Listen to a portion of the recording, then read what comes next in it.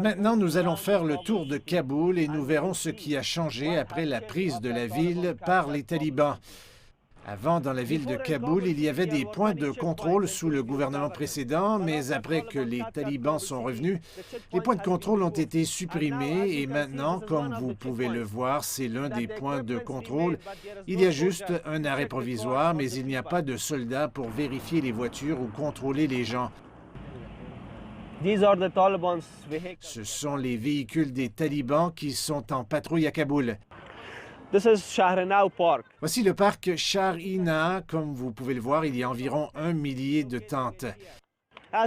Nous avons parlé à certaines familles ici qui nous ont donné des informations selon lesquelles environ 1000 familles restent ici puisqu'elles ont été déplacées d'autres provinces pendant la guerre.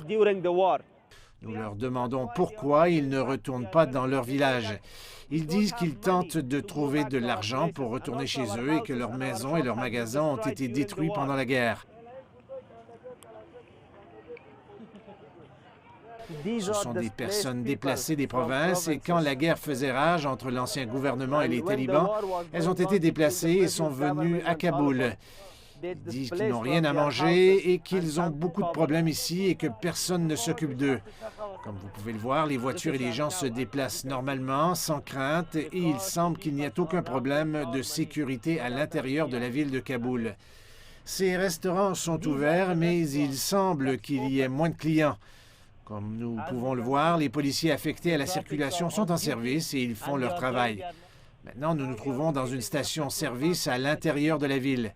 Alors que nous discutions avec le propriétaire, il nous a dit qu'avant, l'essence était à 67 le litre, mais maintenant, elle est tombée à 63 le litre. Il confirme par ailleurs qu'il n'y a jamais manqué d'essence dans la ville de Kaboul.